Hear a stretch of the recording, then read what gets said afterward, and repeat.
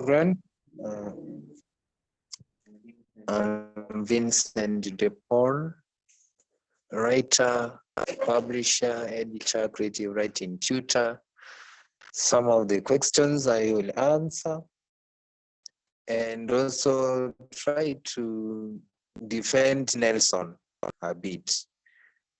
Nelson might not be a writer starting from the tail end of this discussion, but he was telling his story.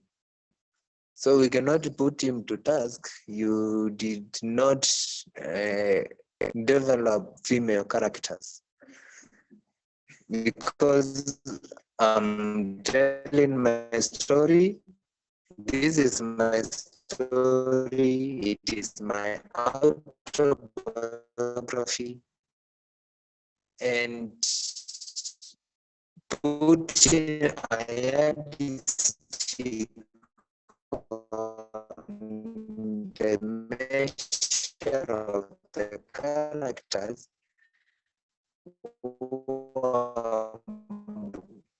developed there, it will be overtasking the autobiographer.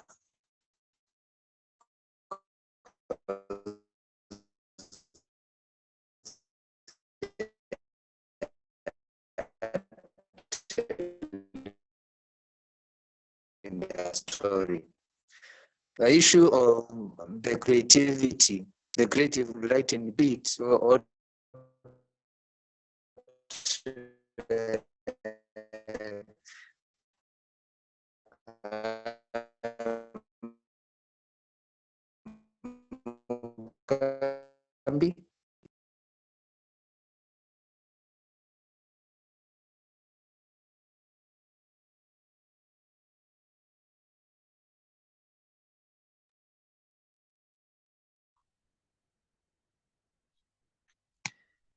sorry, I am back on another phone. So he was pushed and grew up from a young boy. He was not born a politician. He was always saying, no, I don't want to go to politics. He was even cancelled. Don't go to politics, it's a dirty game. But in the end, he ended up because of the passion he had to deliver his people. My key takeaways from this book, I have not read all of it. I'm like 3/4 into it. However, there are key takeaways I've taken. For example, from chapter 1, the role of a father in someone's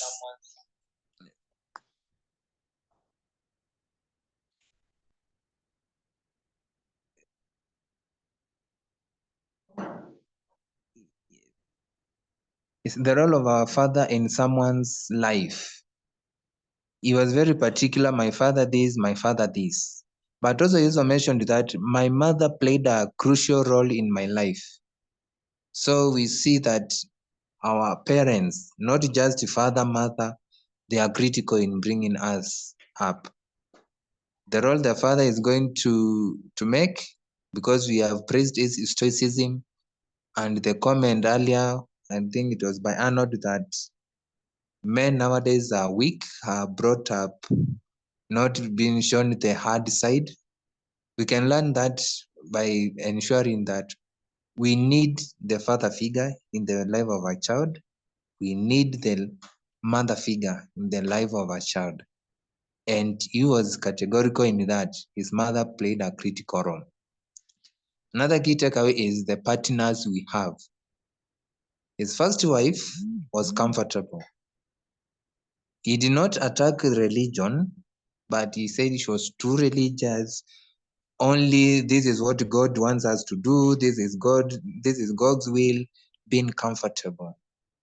And I believe that is why in the end, when he is talking about politics, he's talking about reading Bible verses, reading this Bible, going to this church. And I think that is why he came later and had to divorce when he met Winnie and they moved on. We can see, yes, he has not focused much on Winnie, but it is because I believe he was telling his story. So during the time he is away from Winnie, we cannot see what Winnie is doing. He is only focusing on his life. So I think, I don't know whether Winnie wrote a story about herself or not, but it is something we need to hear the other side of the story.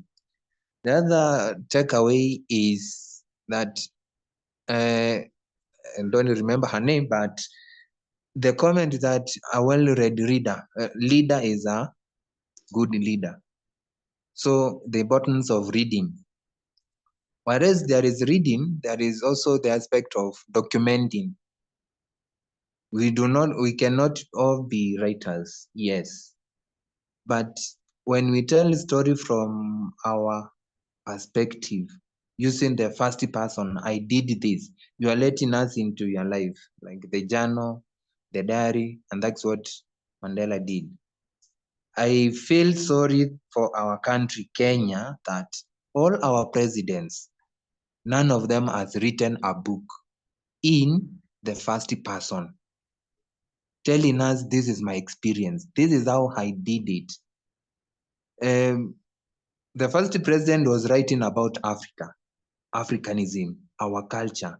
Yes, he wrote those kinds of books, but we need to see, this is how I went to Lancaster, this is how I was elected to Legislative Council, this is how I was taken to Kapenguria, these were my experiences there, this is how President Uhuru was conceived in a jail, letting us into their private lives.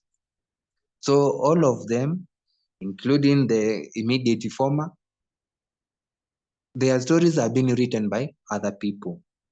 We have Joe Hamisi, who has written expansively about the first family, but it is from a negative point of view in terms of exposing what the weaknesses were.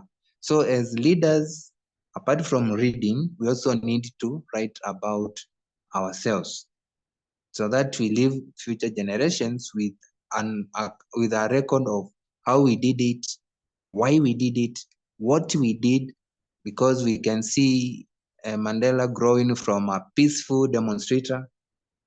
And I can say the government was justified to call him a terrorist because he said that there comes a time that peaceful demonstrations, peaceful revolution has to end and we go to violence. And they were prepared to do anything, including guerrilla.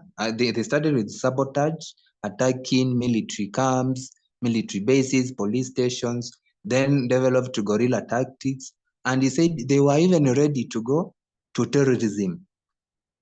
So up to where I have reached, I have not seen the aspect of terrorism, but if in his thinking they were ready to go to terrorism, I think also the government was justified to brand him a terrorist at that time because they were going to respond to whatever was developing, from sabotage, guerrilla tactics, to terrorism. And the last takeaway is the resilience that the Mandela had. I cannot live from my young adult life. I'm always being beaten up by the government, being opposed by the government, and even into my senior citizenship years, I'm still fighting the government. I think that kind of resilience he was an extraordinary person, maintaining that kind of determination and hoping one day he will save his people. And I don't know about a majority of you or you when it comes to these leaders. I don't think he was ordained. When you look at his family background, he was already born into royalty. His father was a chief. And my observation, majority of leaders, they come from, if you trace their history, if you could go back to those earlier days, you are going to find those who are leaders today, they have got royalty blood. Apart from very few who work very hard, like President Obama, he worked hard and he reached that level. There are those who are just rising to fill the gaps and opportunities which are arising. But general majority of leaders, you trace them, they originate from leadership families and tribes. So I enjoyed reading it. I am going to finish it and see overall how they managed this. So that's what I have to say about The Long Walk to Freedom.